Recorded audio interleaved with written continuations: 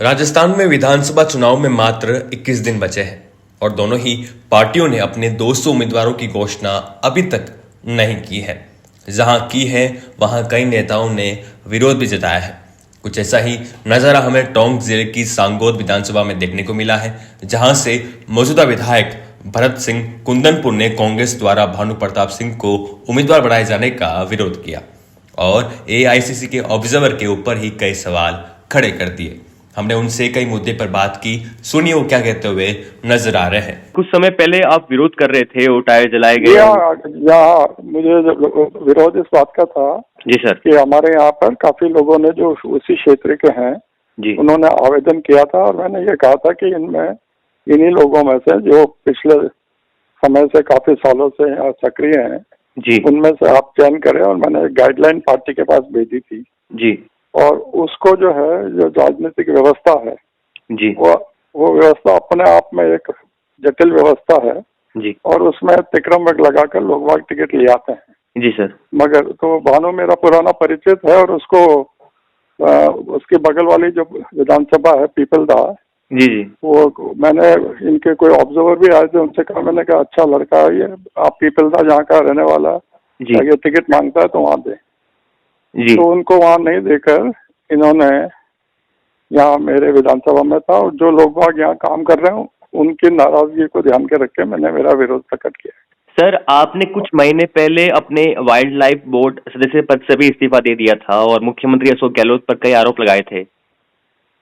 ऐसा है, ये मेरा ये भरत सिंह का स्वभाव है कि जो मुझे सही नहीं लगता मैं उसके खिलाफ बोलता हूँ। जी सर। मैं अंदर मन में नहीं घुटता, मुझे जो बोलना है मैं बिल्कुल स्पष्ट रूप से बोलता रहता हूँ। जी सर। इसलिए मैं अनेक बार मुझे जो कुछ सही नहीं लगता तो मैं बोलता हूँ और उस पर अमल करना नहीं करना वो पार्टी का वो जो है। और जब मैंने वाइल्ड लाइफ बोर्ड से इस्तीफा दिया था तो मुख्यमंत्री जी ने मुझे पत्र लिखा, बोला कि आपका बहुत बड़ा योगदान है, आप इस पे इस्तीफा पर इस पे दोबारा विचार करें और आप काम करते रहे। तो ये मुख्यमंत्री जी ने मुझे लिखा था और उन्होंने मेरे से बात भी करी थी। सर, आप पूर्व में मंत्री रह चुके हैं, लेकिन चुनाव के बाद आपको मंत्री पद न देकर प्रमोद जैन, भाया और शांति धारीवाल को मंत्री बनाया गया था और इस बार ये आप गलत आदमी से प्रश्न कर रहे हैं। मंत्री का पद मेरे लिए कोई महत्व नहीं रखता। जी सर। और मैं बहुत भाग्यशाली समझता हूँ अपने आप को जी कि मैं मंत्री नहीं हूँ। सर, राजस्थान में सरकार बनाने के बाद से ही मुख्यमंत्री अशोक गहलोत और सचिन पायलट में दूरियां बढ़ती गई। 4 साल 11 महीने हो चुके हैं, दोनों में दूरियां लगातार बढ़ती जा रही है। अब तो हंसते हुए या बातचीत करते हुए नहीं देखे जाते हैं। क्या सब कुछ ठीक है कांग्रेस पार्टी में? सर बिल्कुल ठीक है, भारतीय जनता पार्टी में ज्यादा झगड़े हैं।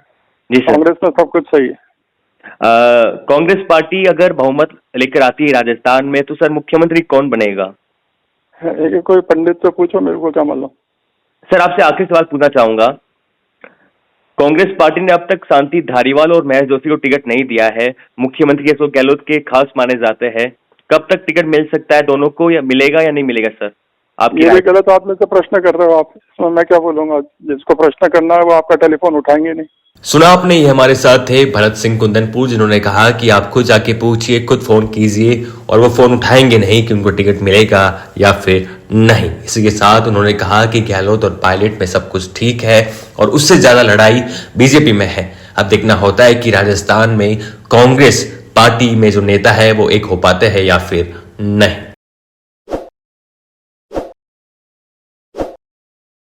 ताज़ा खबरों के लिए विजिट करें द फैक्ट इंडिया की वेबसाइट और डाउनलोड करें द फैक्ट इंडिया ऐप।